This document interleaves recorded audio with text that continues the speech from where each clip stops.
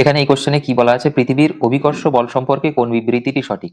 তো নিউটনের মহাকর্ষীয় সূত্র অনুযায়ী আমরা কি জানি যে F equals to G into M M by R square.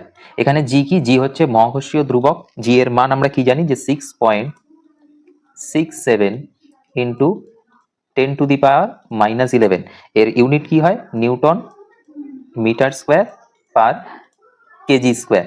তো এখানে প্রথম অপশনে দিয়েছে বস্তুটি ভরের উপর নির্ভর করে। তো এখানে দেখা যাচ্ছে নিউটনের মহাকর্ষীয় সূত্র অনুযায়ী আমরা কি জানি, দুটি বস্তু পরস্পরের দিকে আকর্ষণ করে। তো অবশ্যই তারা ভরের উপরে এখানে নির্ভর করছে। দুটি বস্তুর ভরের গুণফলের সমানুপাতিক অভিকর্ষ বল।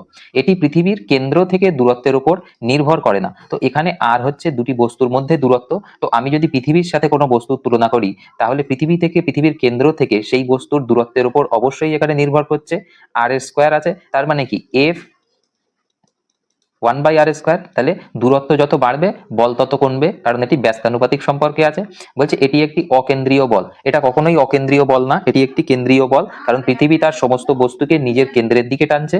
এবার বলা হচ্ছে পৃথিবীর কেন্দ্র থেকে বিপরীত অভিমুখে কাজ করে।